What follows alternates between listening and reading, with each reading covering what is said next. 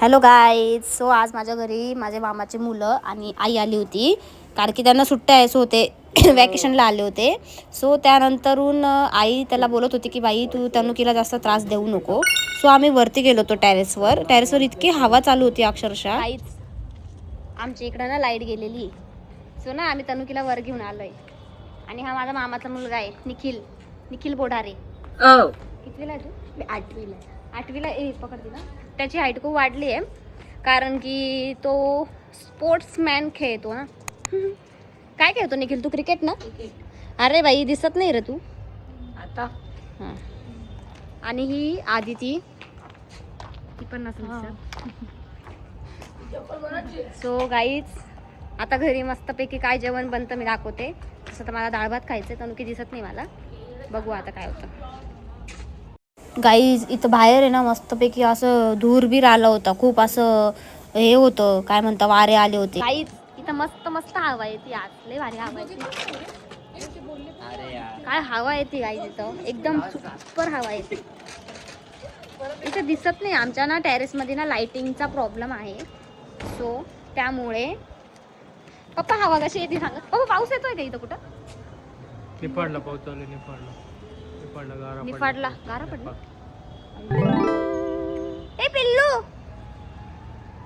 So guys उद्या काय आहे? हनुमान जयंती. उद्या मी प्रसाद खाणार आहे. मी उद्या फुल लाईनीत उभी राहणार. आज मंडे होता, आज लय काम केलं पप्पा. मी अपाट कामं केले, माझ्या हात बी तर दुखायला लागले. एक काय झालं होतं नाही उचललं. गाईज मी तुम्हाला बी सांगते, पप्पाला बी सांगते. इन्सिडेंट काय झाला होता. सरांनी ना मला एक कॉल करायला लावला. ठीक आहे, की तू त्यांना म्हण की तुमची ऑर्डर दिली होती, पण ती ऑर्डर आहे ना, नाही सॉरी तुमचं पेमेंट बाकी होतं, तर ते पेमेंट आम्हाला द्या. सर काय बोलले, एकदम नमतीत बोल, भांडणं नाही करायचे. ठीक आहे, मग मी नमतीत बोलायला कॉल केला. हॅलो. मग तो बोलला की हां लगेच मी अर्ध्या तासात पेमेंट पाठवतो असं बोलला. मग त्याच्यानंतर सरांनी मला इशारा केला, प्ले ऑर्डर रिक्वायरमेंट विचार. मी ऑर्डर रिक्वायरमेंट विचारली, तर तो बोलला हां मी सांगतो बरं का तुम्हाला. ऐका हात दुखायला लागला. मी सांगतो बरं का. मग मी म्हटली ठीक आहे कळवा म्हटलं, पण बाकीचं ते सगळं जाऊ द्या. बरी ना तू? बरं का, ऐका ना. तर मग मी एवढंच बोलली बरं का पप्पा, की बाकीचं सगळं जाऊ द्या, पहिले पैसे पाठवा म्हणतं बरं का. आणि सर डायरेक्ट जे उठले खुर्चीवरून, डायरेक्ट तिकडे हसायला गेले, कारण की आमच्यात असं बोललेलं कोणाला पटत नाही. किती टुकार बोलते म्हणे तू. किती डेंजर बोलते म्हणे तू. मला असं झालं की बापरे मी असं का बोलली, पण हसले ना ते. हसत राहायचं माणसाने. असतं मी डाळ भात खाणार. ते खाल्लं ना मी, फक्त साबुदाणे बचर व्हायला लागलं पोटामध्ये. पण साबुदाणे सही झाले होते बाप्पा, एकदम भारी साबुदाणे झाले होते. तिथं व्लॉगिंग करायला नाही भेटत, नाही तर मी सगळे साबुदाणे बी दाखवले असते एक काय. आजचा दिवस कसा गेला? पप्पा थोडे आजारी, कारण की ते सिन्नरला काल जाऊन आले, त्याच्यामुळे थोडंसं ना ऊन नाही लागलं. 1 तास म्हणतं बरं का. आणि फुल पार्टी करायला गेले होते फार.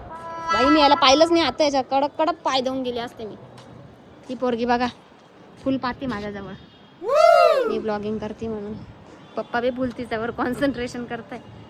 बाकी इथं गंभीर विषय चालू आहे, ते लोक काय चावळत आहे मला काही माहिती नाही. तर मग मी घरी जाऊन जेवण करेन गाईज. हवा एन्जॉय करायला आली मी टेरेसवर. गाईज डेंजर हवा चालू आहे बघा, इकडं तिकडं पडायला लागलं सगळं. पप्पा कुठं गेले? हे बघा गाईज लय हवाचा. हिचे पहिले केस उडायला लागले या पोरीचे. ही पोरगी आहे ना, ही डापणी, हिचे केस उडायला लागले. लोकांचे कपडे बिपडे उडताय. वीज कडकली इथं. हे पा बघू शकता तुम्ही,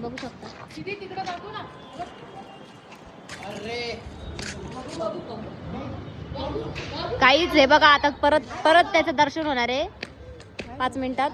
वीज कडकली, आता नाही कडकणार.